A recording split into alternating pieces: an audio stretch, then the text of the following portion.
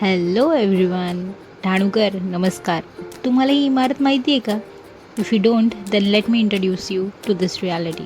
आज मी आपल्या गावातील अंगणवाडीची खरी परिस्थिती तुमच्यासमोर ठेवते.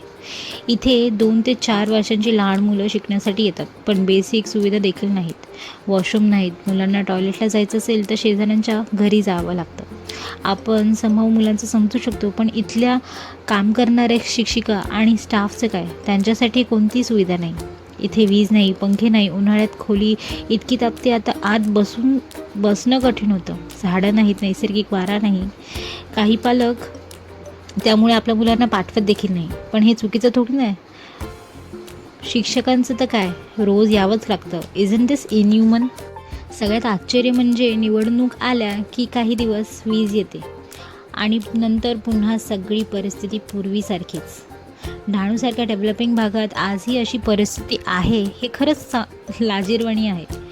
शिक्षकांनी ही परिस्थिती त्यांच्या वरिष्ठांना आणि संबंधित अधिकाऱ्यांना सांगितली आहे, पण अजूनपर्यंत काहीही बदल झालेला नाही. मग जबाबदारी कोण? आपण खरंच 21व्या शतकात जगतोय का? तुम्हाला स्वतःच्या मुलांना अशा अंगणवाडीत पाठवावं असं वाटेल का? कारण मला तर नाही वाटणार.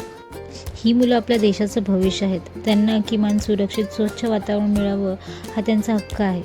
बदल कोणीतरी करेल याची वाट पाहू नका.